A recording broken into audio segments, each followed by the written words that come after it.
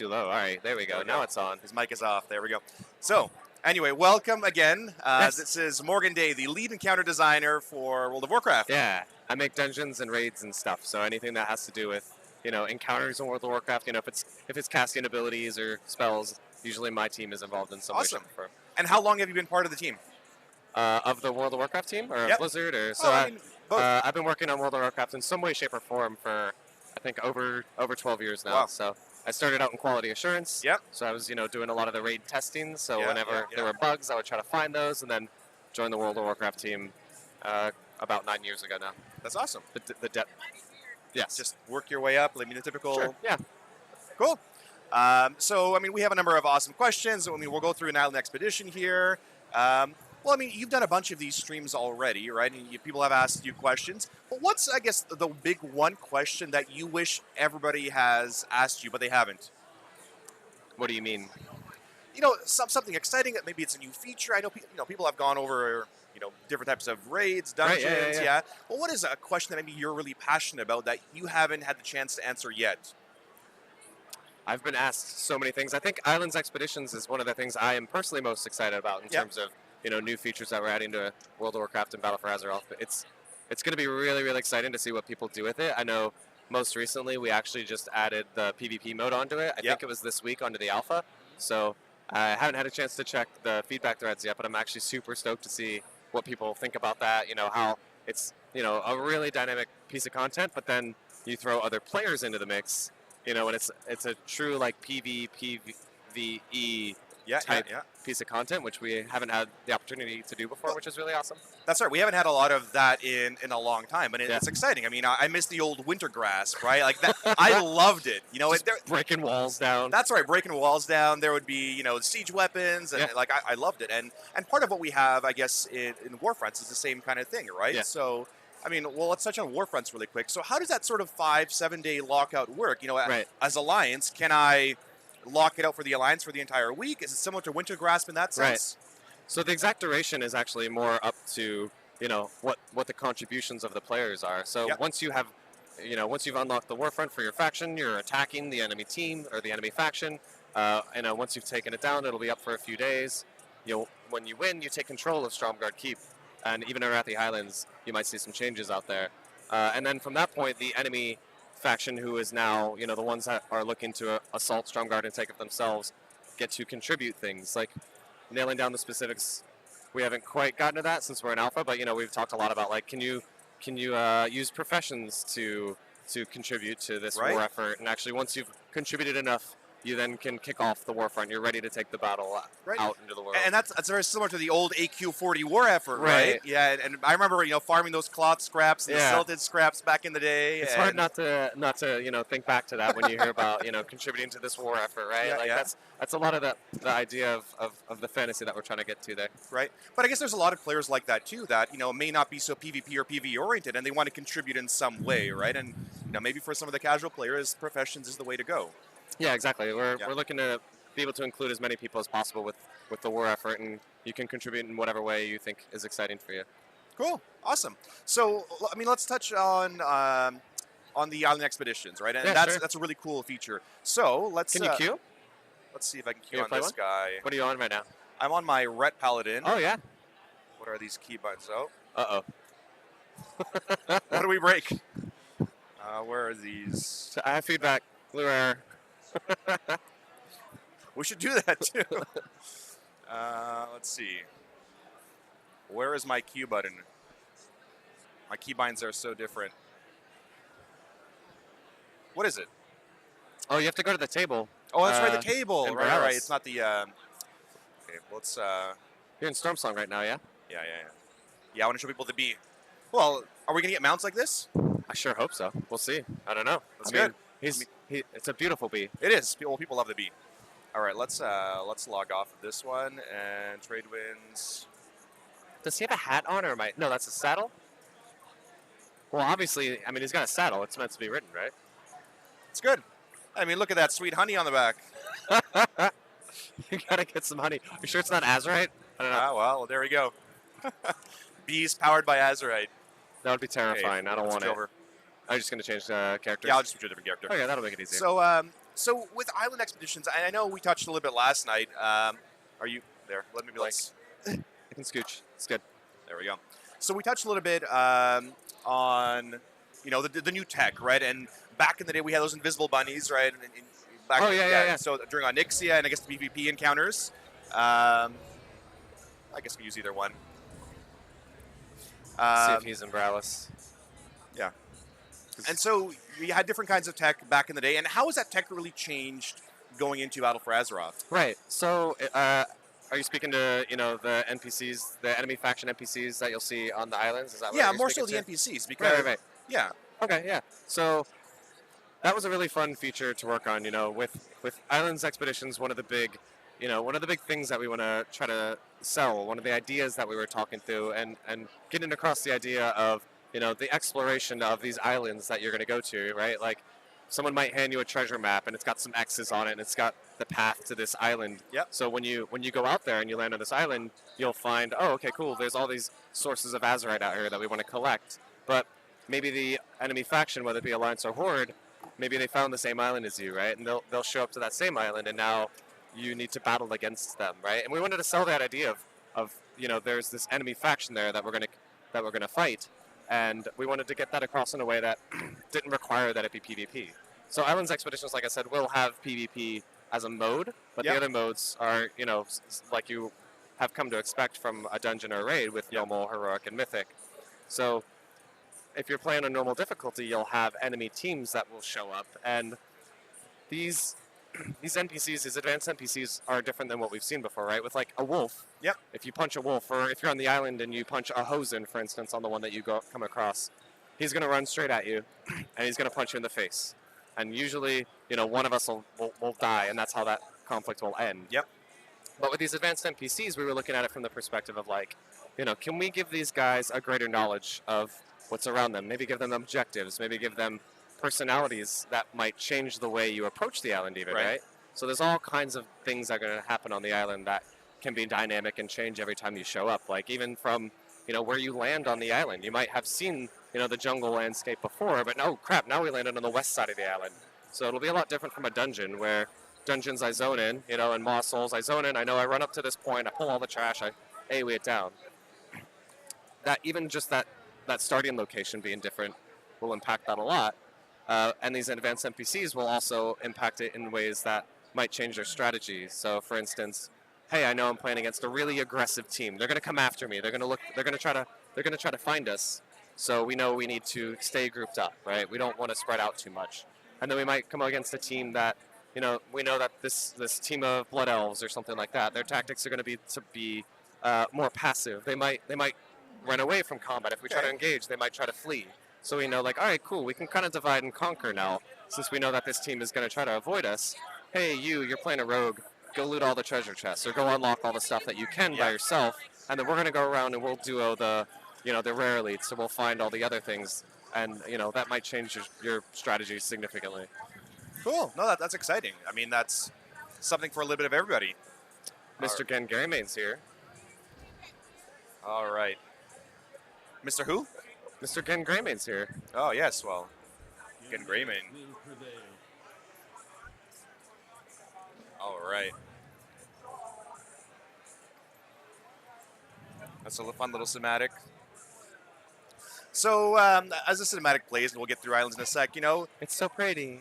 It is. I mean, I love these. I love the passion that, that these cinematics are created with, and it really gets you into the game. I remember my first time getting into Warcraft 2004, and like I've been a Warcraft fan since the 90s, and I logged into Northshire Abbey for the first time. I said, "Holy crap! I'm finally in this game," and it was such.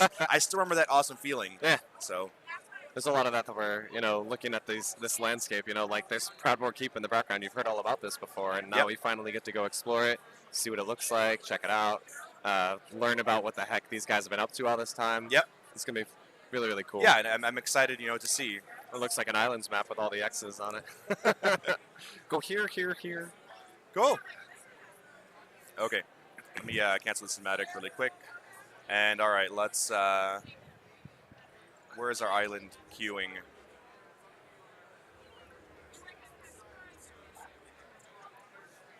This is...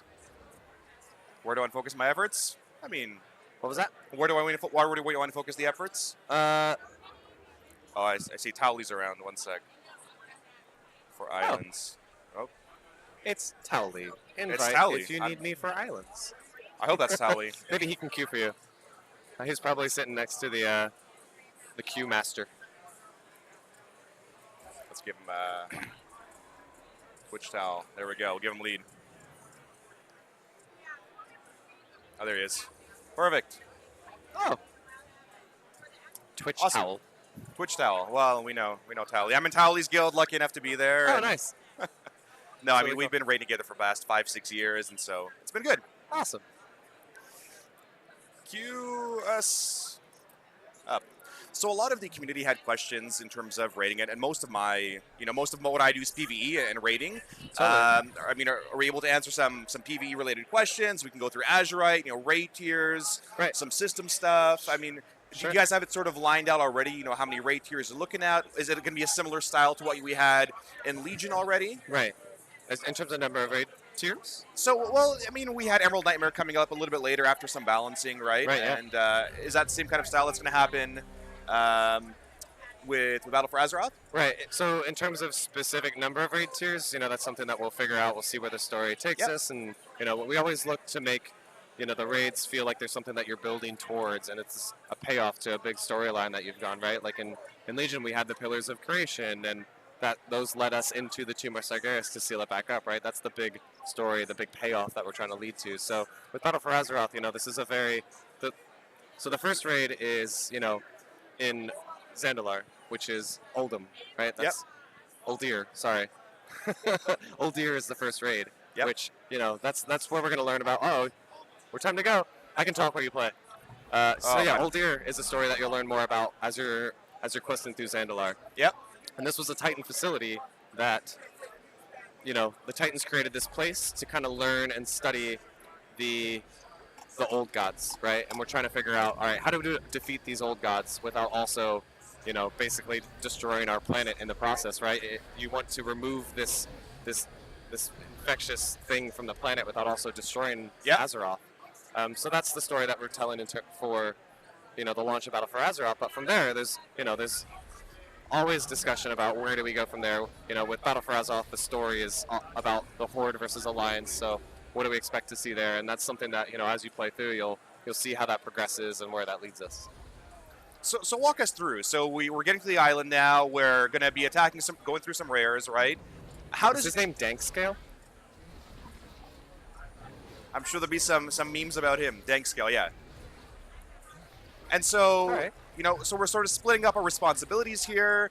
Yeah. Do you know who you're fighting against yet? No. So Flynn just spoke up. Oh. And these guys can do this thing. I'll go mine. Perfect. So you got a hunter. You got, I assume, a paladin. I see shields flying around. Yeah. So we've got a tank, a healer, and a DPS. So we got the the proper trio. Yeah, I'm healing ish. All right. Not that there's much to heal at the moment, but where's your Crusader strike?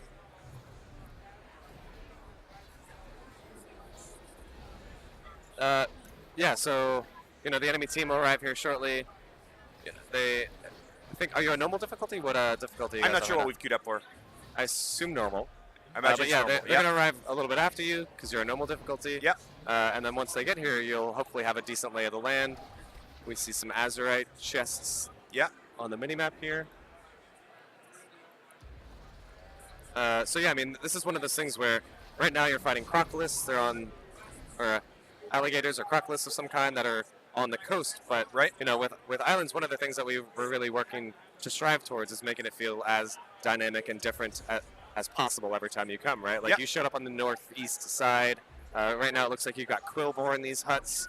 This time you've got Quillbor. Next time you come it might be Hosen. It might be Mogu. It could be Sarok. So, the ecologies of these islands are something that we worked a lot on to make it feel like it makes sense, right? Like when you go to this island, what am I going to see on this tropical island? It should be things that feel like they make sense. And they're also to help the replayability of the islands where it's like, okay, cool.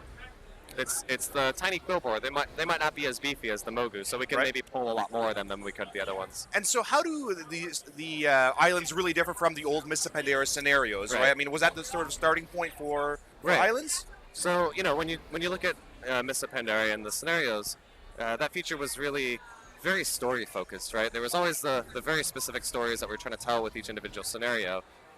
With Battle for Azeroth and Islands, the story that we wanted to. You don't have talents. We just created a new character for it. Just click. Just click. You need talents, man. Anyway, sorry. Talents are a crutch. So scenarios were very story driven, but they were also similar to dungeons in that it was the same every time you went in there. There might be some things that you could change based on your decisions that you made in a scenario. With Islands, we were looking at scenarios and lessons learned there in terms of scenarios didn't require any roles. Yep. That was a goal for us for Islands as well. As we don't want to have a role requirement. We want you to be able to feel like you can succeed with any of the roles that you bring in here. Right. So we learned a lot with scenarios there, but with Islands, the big goal was that feeling of it being different every time. You're always exploring something new. You're always finding something around the corner that maybe you haven't seen before, or maybe you have seen it before, but not quite in this setting, right? You might find a shrine that increases your healing done one time when you come in here, and the next time when you come in here, you don't have that. Yeah. Because you've got this big, long duration buff that increases your healing, maybe you pull through it a bit more aggressively than you would. Uh-oh, we found the horde. All right. So now we're gonna have someone to heal. The Glad we have Hammer talents. What's the name of the group that you're up against? Spiritwalker Kura. The War Braves. So this is the Taurens. And is that a high mountain Tauren over there as well? Yeah, it looks. Yeah. Focused on the one in the dress. Yeah, exactly. So like we talked about, this is a group that might be a bit more passive than some of the other groups that you come across. So all right, cool. If we wanted to, you could send your prop paladin off and say, all right, you go solo rare elites, because you can probably do that. Versus our group, we're going to run around, we're going to get the smaller objectives, and then we can converge if there's an event that pops up. Yep. You just wrecked those dudes. And so how long does a typical island expedition last? I mean, it's catered more towards, 15, 30-minute time frames. So one of the cool things about Islands expeditions is, you can there's a lot of mastery to be had, right? We talked about how dynamic it is and how the different events that you're going to come across or the different, buffs that you'll find, those can, if you understand what you're getting yourselves into, you can really increase your efficiency of an island and how quickly you can run through it. So where there might be a lot of options and it will be changing every time, you should be able to triage, what's important to you. Like you guys are just kind of like, it looks like you're just following your route warrior, right? But there's a lot of things on the map that you might see that you can come across and be like, oh, okay, cool. We should be prioritizing the new big event that just popped up because that's going to be worth way more Azerite than Dank Scale might have been worth. And so in terms of rewards, right? What's sort of the long-term rewards we want to get from island expeditions? So one of the big things we've talked a lot about is, you're gathering Azerite. Yep. So obviously Azerite will play a role in how what you are rewarded with from an island.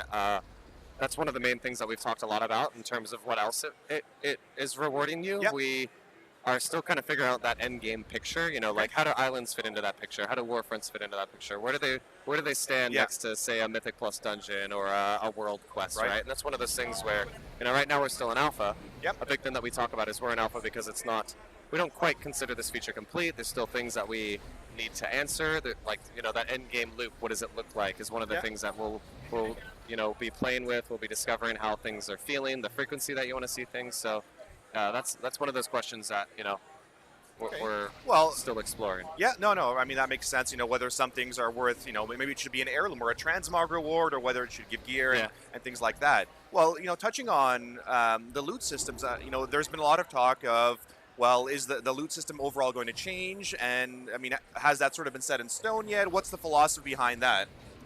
So then that's more specifically changing to the personal loot system.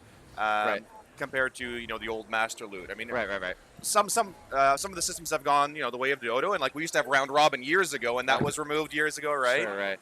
So yeah, so I mean, like for instance, in a system like Islands Expeditions, we look at this it's not in here yet, but we're looking at having a a really cool ending screen so that you can see some of the rewards that you might get from the screen. You also can see how you did potentially, how long it might have taken. There's a lot of cool stuff that we're still exploring in terms of how we're rewarding Islands expeditions and what even just how to display that. Right now there's the big thank you for playing Islands expeditions, right? Yeah, that's not what it's going to be when it's all Yeah, said yeah. and done. So that's No, still for one sure. of those things that we're looking to get in. Like with Islands in particular, this is still, I would say, a small piece of this feature, right? Like we keep talking about how much stuff you're going to see that can feel different every time. Right now you've only seen Ungol Ruins. That's only one of the islands that we're talking about having. We're shooting to have 6 and potentially expanding on this feature even more. So that's one of those things where it'll help increase the replayability, help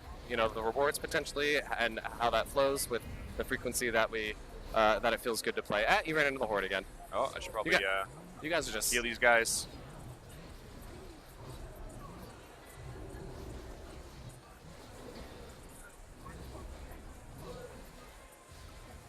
Yeah, it's also cool too with these enemy teams, right? Like these guys appear to be using, that guy was a druid, right? And this Yep. guy over here is a shaman.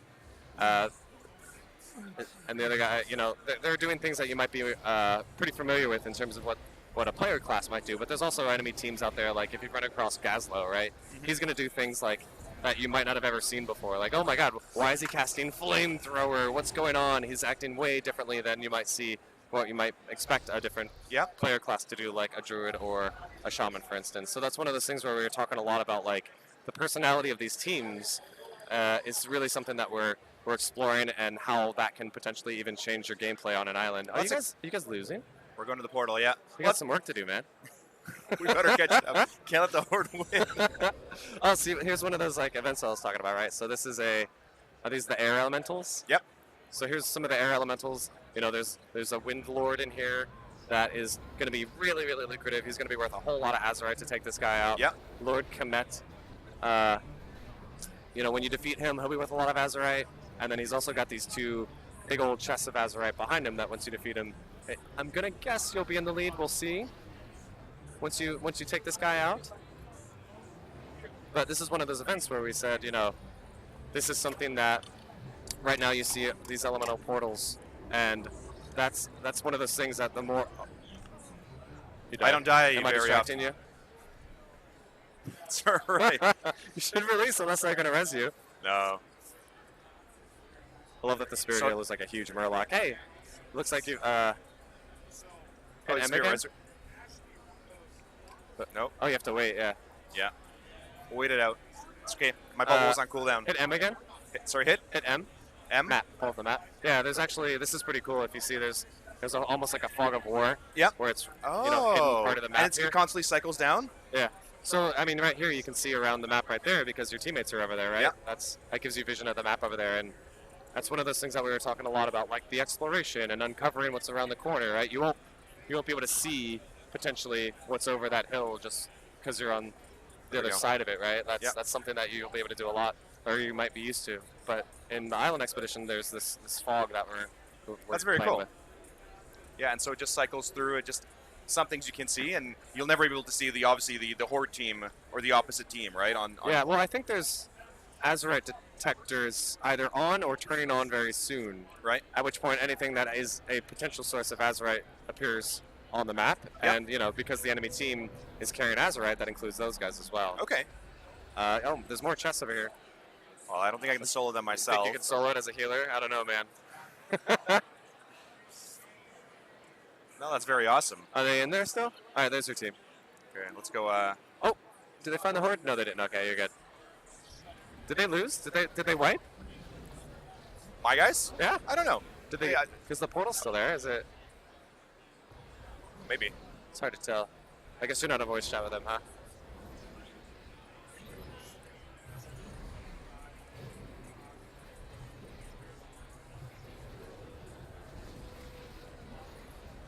And so, long term, are there plans to add like Mythic Plus affixes to, to something like this? Oh, right. Yeah. So right now, like I mentioned, we have normal, heroic, mythic, and then as well as that, which is our more PvE centered modes. There's the PvP mode as well. With islands is a really big feature for us for Battle for Azeroth. So of course we'll continue to support it. You know, there's so much, like I mentioned, so much room for things that you can add to an islands or islands expeditions to make it feel even more fresh every time you come in. Like creating a new team. Suddenly there's an entirely new team that I have to learn how to play against, and creating a new island, right? Like that, increasing that pool of islands will help a lot. So that's one of those things where, you know, we'll learn more about the future as we have it in our hands as well as the players' hands. We'll hopefully hear feedback about what direction you guys want to see it go. Like, you know, you speak to affixes when you think about a dungeon, and how affixes are really interesting for dungeons because dungeons are fairly static, right? Like dungeons are, okay, I know this pull is always here, I know the boss is always here, this is the path I'm going to take to the dungeon, and then affixes are the things that kind of mix that up for you, where islands, it's almost like the entire island is filled with affixes, right? It's something that you're going to see that's going to change it up every time you go in. So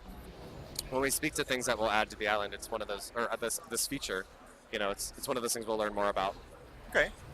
Well, one of the great things is that, you know, everyone's always looking forward or dreading opening their Mythic Plus chest every week. Is that something that's coming back? I hope you don't dread it. Well, if you've had really, you know, not great luck, you know, getting the same relics or whatever else. Sorry, I interrupted you. That's okay. I'll try to and keep you're you guys distracted. Oh man. Heal tally. Oh man, heal Heal tally. yourself. It's like raids all over again. Oh, I know, right? All right. So is that the plan to bring something like that back? The Mythic style chests? Oh yeah. So you know, we're really happy with Mythic Plus. It's I think a fantastic feature. It's one of my favorite features, you know, that we've put out. That's going to continue into Legion. So Mythic Plus will also be in Battle for Azeroth. The weekly chest that you get is something that we think is really cool. You know, like you've got that if you finish your, you know, your Mythic 15 or your Mythic 10, if it was depending on the content cycle, you get that really huge reward out of it, like similar to a Mythic raid tier quality loot. You know, we'll still have that. So that's something that we talked a lot about being something that we thought worked well. It was really awesome. You have your end of run loot. You've also got your end of week loot to look forward to. That is based off of, you know, what is the highest Mythic Plus you did for the week. So that's something that we're looking to continue. Very cool. Oh dear. I'm being distracted, you know. Usually I'm not this bad. The wind elemental has certainly thrown a wrench in your plan. It absolutely has. The crabs are all CC'd right now, looks like too. Oh, see, you got to move out of the source. I thought you raided. The irony is I coach people and I raid lead and I tell them, you know, don't do these kinds of things. Are you yelling at yourself internally? I'm showing people what not to do, right? There's always an example of, you know, don't do this. Teaching moment. This is a teachable moment. That's right. It's all teachable. All right, let's try to catch up to these guys. Always teachable moments. Yeah. Yeah, it was. Sorry, I was looking at chat. Someone was saying that the NPCs are jumping around a lot. Yeah, like one of our early, you know, we were playing islands a lot. Yep. We're really into them. One of the things that we were noticing early on was that feeling of like, you know, this is a PvE experience, but we want you to feel like there's the enemy faction there, and it should feel like these advanced NPCs are not like anything you've seen before. So as we were doing playtests early on, you were seeing the NPCs, and we would fight against them like you guys just were, and it was one of those like, you know, this is really, really awesome. They don't quite feel like players, which is good. You don't want to cross that line, but there's something missing. Like there's something that they're not doing that we're used to seeing when we feel like we're fighting against, you know, these smarter enemy faction things. And something that we realized was like they don't jump. Like why don't they? Like when I fight against players, they're kind of jumping around. So we added the ability. Like we talked to our awesome gameplay engineers. Yeah, and we have a bunch of players that just love to jump around, and he was like, all right, you know, I added it in the game. You'll see them jump soon. And then after that, we were like, okay, maybe they're jumping too much.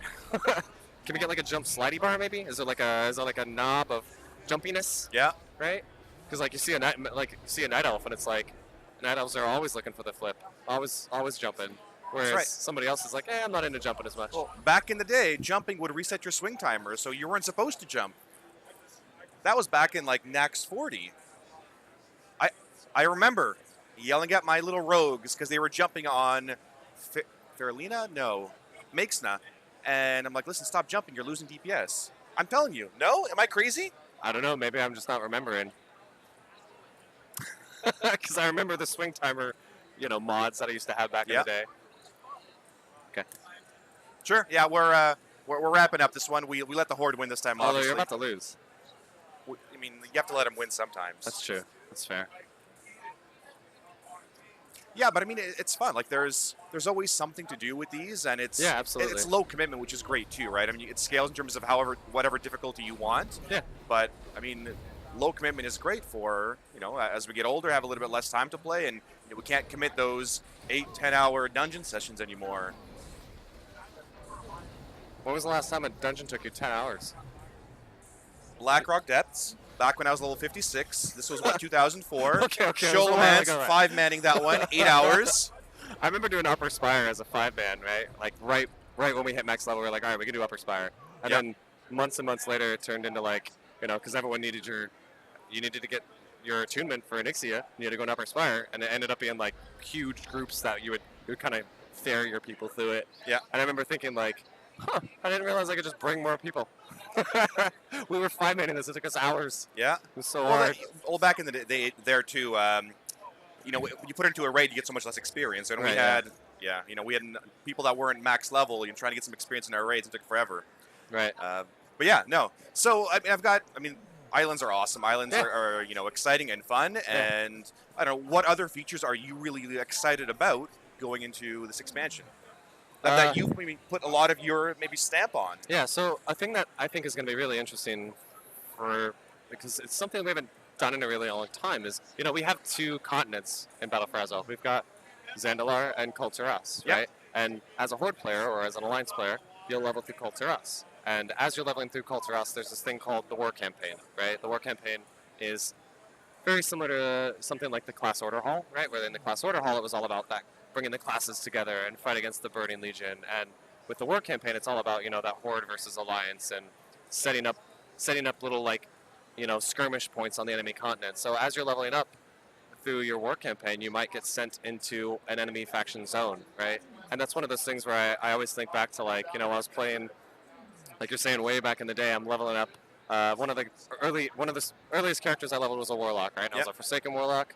I had a quest. It was go into the wetlands and complete your quest. I think it was to get my Void Walker or something. It was a super important I remember quest. that one, yeah. And I remember I was walking through the wall, and I was walking into the wetlands, and I was like, I'm not supposed to be here, right? I remember those feelings. I don't belong here, right? So that's one of those things that, with these 2 continents, right? And one of them is painted red for the Horde, one of them is painted blue for the Alliance. That feeling of just, maybe this is a little scary for me right now, right? That's something that I think is really, really awesome.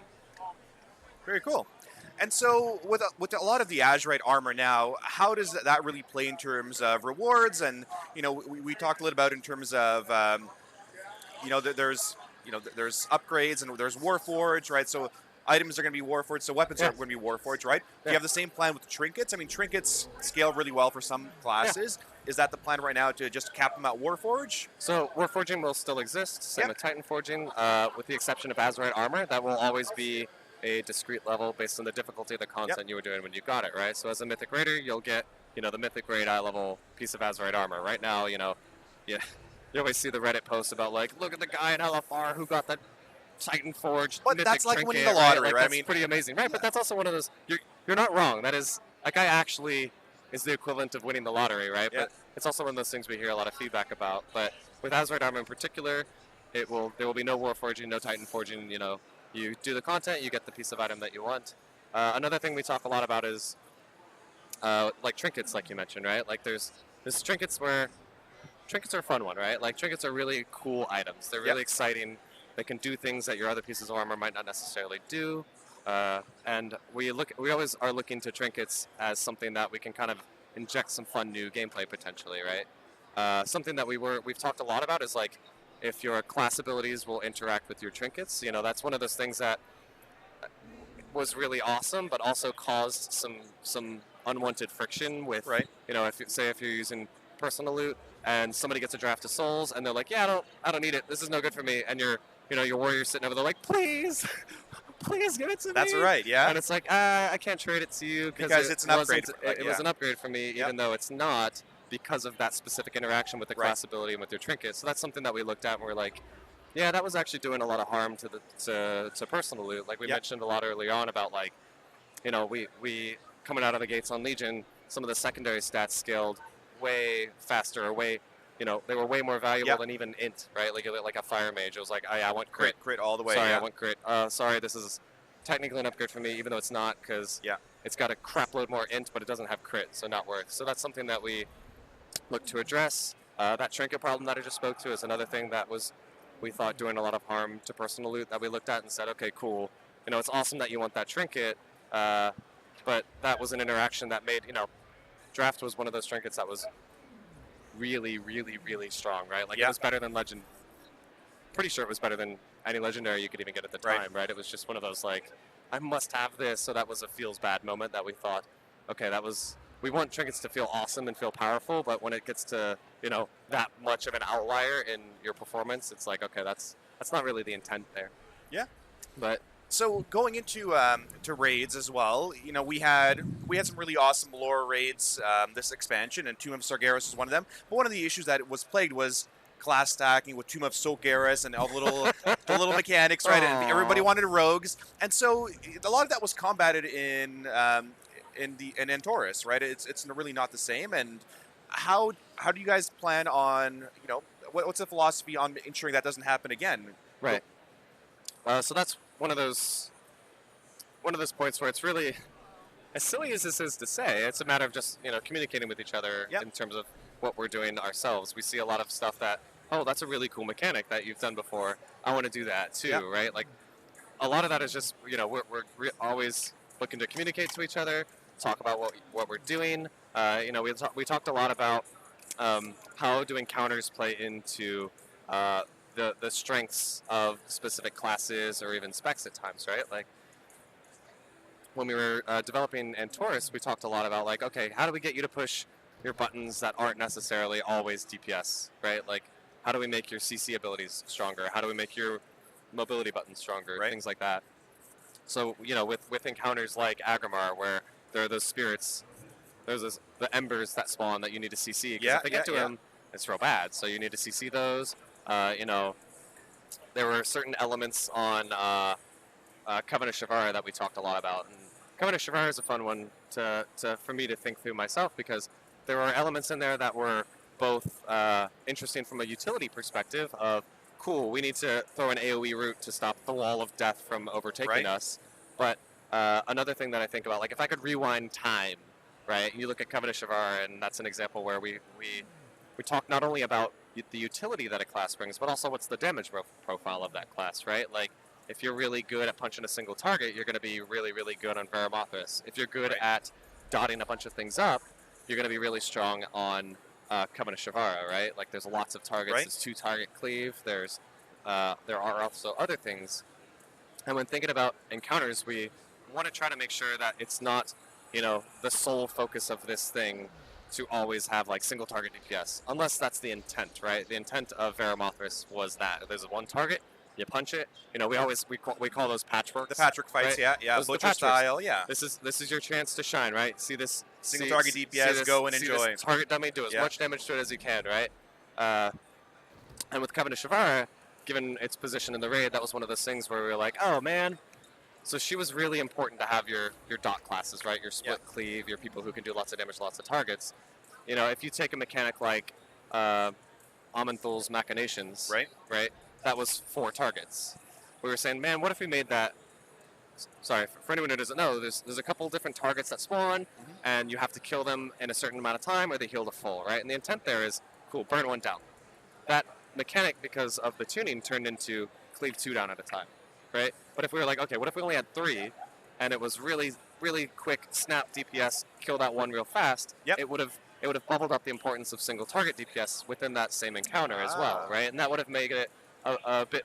That would have increased the diversity, I think, of some of the compositions you saw, because, you know, we always like to look at, you know, some of the older encounters where it's like, okay, cool, you've got your single target DPS here, you've got your AoE DPS here. You know, one of the examples we talk about periodically is like Ragnaros. Like Right. heroic Ragnaros was, okay, cool, bring a whole bunch of AOE DPS, and then you can kill little elementals that spawn right in the second phase, and then if you stack your composition to take those down, Yeah.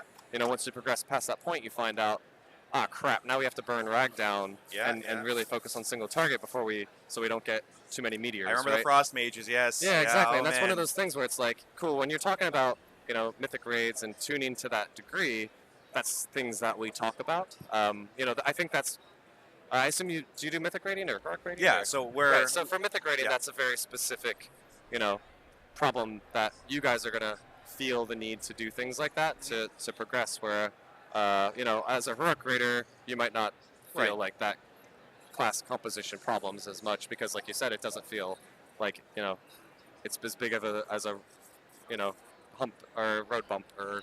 So philosophically, are you planning on doing the same thing going into the next couple of raid tiers where you'll have, some utility, something similar that you had to Antorus, Coven Shavara, the Varamathras type as well?